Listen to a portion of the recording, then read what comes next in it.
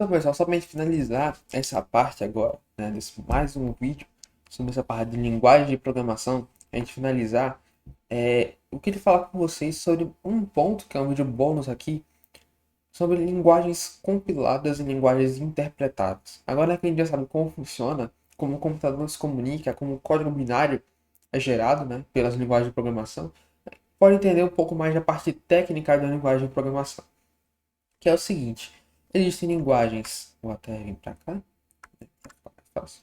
Existem linguagens que elas são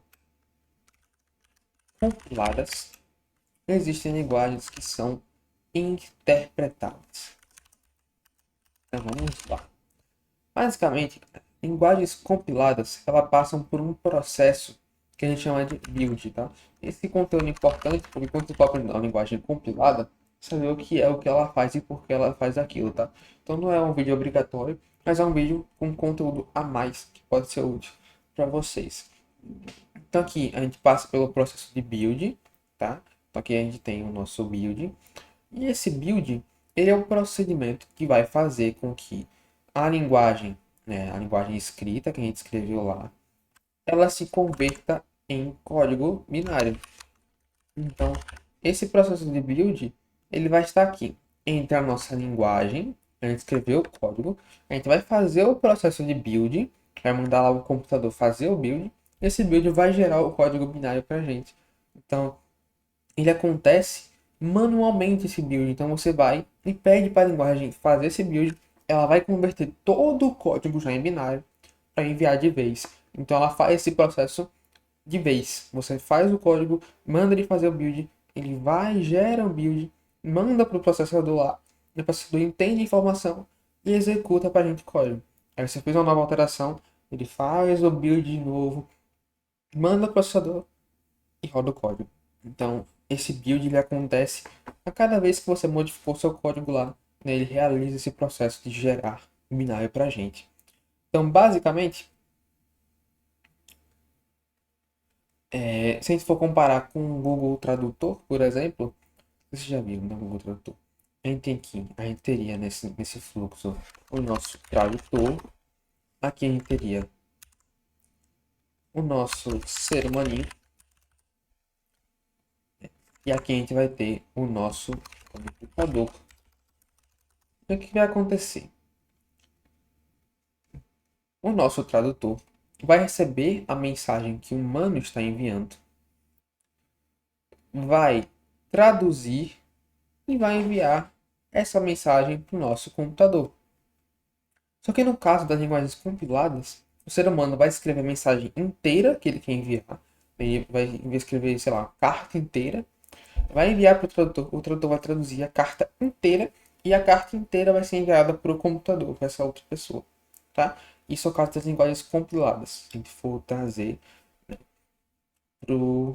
para cá. Então, cada vez que ele escrever um monólogo, ele vai ter que enviar o inteiro para poder converter. Em caso ele queira mudar, ele vai ter que converter de novo.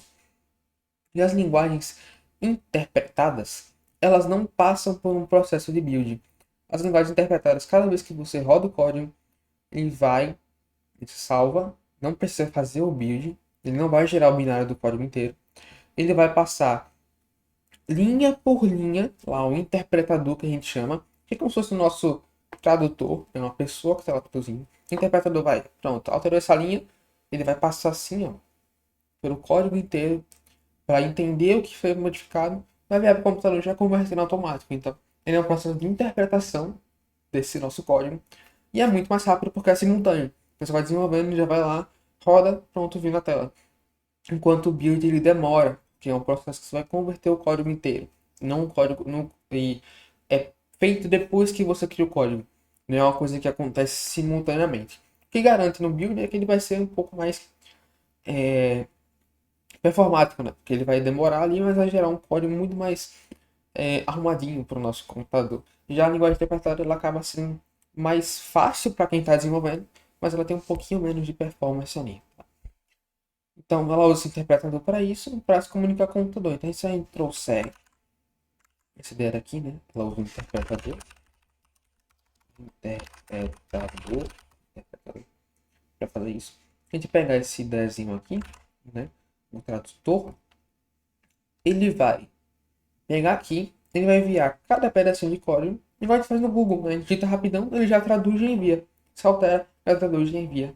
Simultaneamente, rápido assim, tá? Então o código ele é convertido em instruções. Em vez de gerar o código binário, ele converte em instruções sobre o que o computador precisa fazer. Então, o interpretada tem essa facilidade, né? Então, no caso, por exemplo, aqui do C e C++, que a gente falou no vídeo anterior, ele é uma linguagem compilada. Já mexi com o Arduino, você tem que compilar ela para botar na máquina para poder funcionar. Já, por exemplo, o JavaScript e o Python são linguagens interpretadas. Então, ela já funciona automaticamente. No caso do Python, ele ainda pode ser compilado e interpretado, que é o próximo ponto que eu vou falar. Tem tecnologias que elas conseguem ser compiladas e interpretadas. Elas conseguem ter essas duas formas de comunicação. No caso do Java, que é interpretado e compilado. Então esse aqui é um vídeo a mais, um plus, mas acho que deu para entender bem como funcionam essas linguagens compiladas e interpretadas. Ficou fácil de entender aqui, com a explicação do tradutor. E é isso, pessoal. Foi um vídeo a mais para a gente realmente entender algo um pouco mais complexo, mas que é interessante da gente saber. Beleza? Até a próxima.